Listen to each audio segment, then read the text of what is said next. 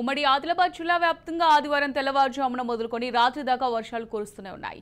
ఎడతెరిపి లేకుండా వర్షాలు కురుస్తుండటంతో జనజీవనం స్తంభించిపోయింది. తూర్పు జిల్లాలో కొంత వర్షాల ప్రభావం తక్కువగా ఉన్నప్పటికీ పశ్చిమ జిల్లాలో వర్ష ప్రభావం తీవ్రంగా కనిపించింది. ప్రధాన సాగునీటి ప్రాజెక్టులు అన్ని నిండాయి. ప్రాజెక్టుల గేట్లు ఎత్తి నీటిని దిగువకు వదులుతున్నారు. జిల్లాలోని స్వర్ణ, గిడ్డన వాగు, కడెం, సదర్ ఘాట్, మత్తడివాగు, సత్నాల, కరుత్వాడ ప్రాజెక్టుల గేట్లు ఎత్తి నీటిని కిందకు వదులుతున్నారు.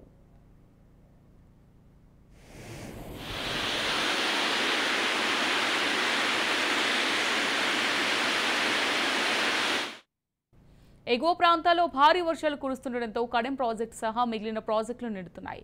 వరద పోటెత్తింది. కడెం ప్రాజెక్టులోకి ఆదివారం ఉదయం 65,130 క్యూసెక్ల వరద నీరు వచ్చి చేరుతుండటంతో అప్రమత్తమైన అధికారులు ప్రాజెక్టు 10 వరద గేట్లు ఎత్తేశారు. ప్రాజెక్టు పూర్తిస్థాయి నీటి మట్టం 700 అడుగులు కాగా ప్రస్తుతం 695కు చేరింది. పూర్తి నీటి నిల్వ సామర్థ్యం 7.6 టీఎంసీలు కాగా ప్రస్తుతం 6.3 టీఎంసీల నీరు ప్రాజెక్టులో నిల్వ ఉన్నట్టు అధికారులు చెబుతున్నారు.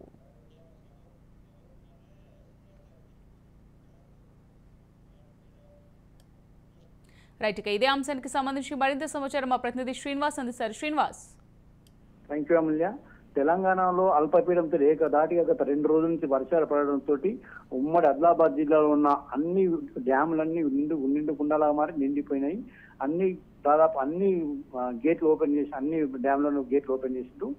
కడెం ప్రాజెక్టులోనూ ఒక 18 గేట్ల గాను 18 గేట్లు ఓపెన్ చేశారు. ఇన్ఫ్లో 1,94,039 క్యూసెక్లతో రావడంతో 2,49,378 క్యూసెక్ల వరద నీరు 18 గేట్లతోటి కిందికి గోదావరిలోకి వదిలేశారు. ఇది ప్రస్తుతం 700 అడుగులకు గాను 694 మెయింటెనెన్స్ చేస్తున్నారు. ఇప్పుడు 694 ఫీట్ల మెయింటెనెన్స్ తోటి మెయింటైన్ చేస్తుంది. ఇప్పుడు అంతేకాకుండా గడ్డెన్న వాగు ప్రాజెక్టు కూడా మొత్తం నిండిపోయింది. దాని గడ్డెన్న వాగు ప్రాజెక్టుకి 8 గేట్లకు గాను 3 గేట్లు ఓపెన్ చేసి గోదావరిలో వదిలేస్తున్నారు. స్వర్ణ ప్రాజెక్టు 1180 ఫీట్ల అడుగులు ఉంటుంది. అది 1179 అడుగుల గాను ఇప్పుడున్నది. ప్రస్తుతం 6 గేట్ల గాను 3 గేట్లు వదిలేసి గేట్లు వదిలేసడంతో కిందికి గోదావరిలోకి వదిలేస్తున్నారు.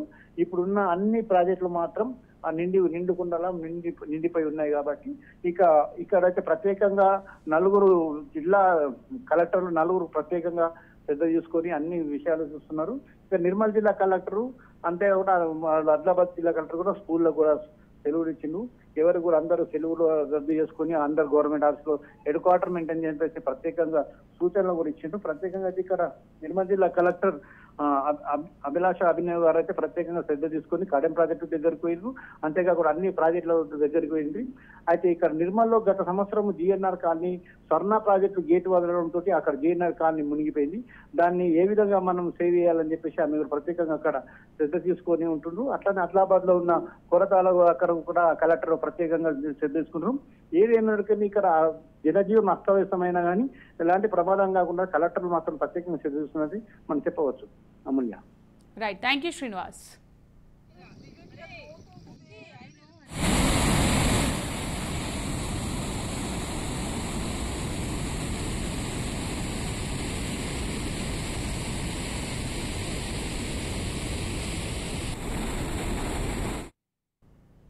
ఖానాపూర్ మండలంలో కురుస్తున్న భారీ వర్షాల దాటికి రెంకోని వాగు ఉధృతంగా ప్రవహిస్తుంది. వాగు ఉధృతికి దిలావర్పూర్ వద్ద తాత్కాలిక రోడ్డు తెగిపోయింది. దీంతో ఖానాపూర్ కడెం మండలాల మధ్య రాకపోకలు నిలిచిపోయాయి. ఖానాపూర్ నుంచి కడెం వెళ్లాలన్నా, కడెం నుంచి ఖానాపూర్ రావాలన్నా అదనంగా 10 కిలోమీటర్లు తిరిగి వెళ్లాల్సిన పరిస్థితి తలెత్తింది.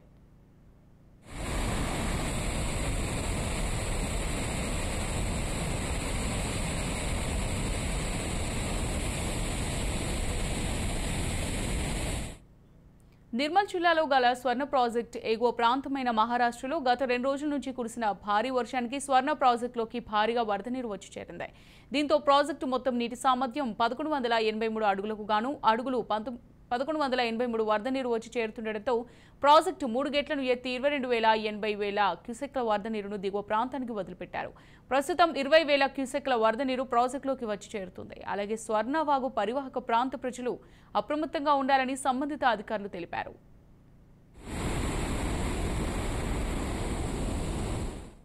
రైట్, ఇదే అంశానికి సంబంధించి మరింత సమాచారం మా ప్రతినిధి అరుణ్ కుమార్ అందిస్తారు. అరుణ్ కుమార్, మరి అక్కడ ప్రజెంట్ సిచ్యువేషన్ ఏ విధంగా ఉంది?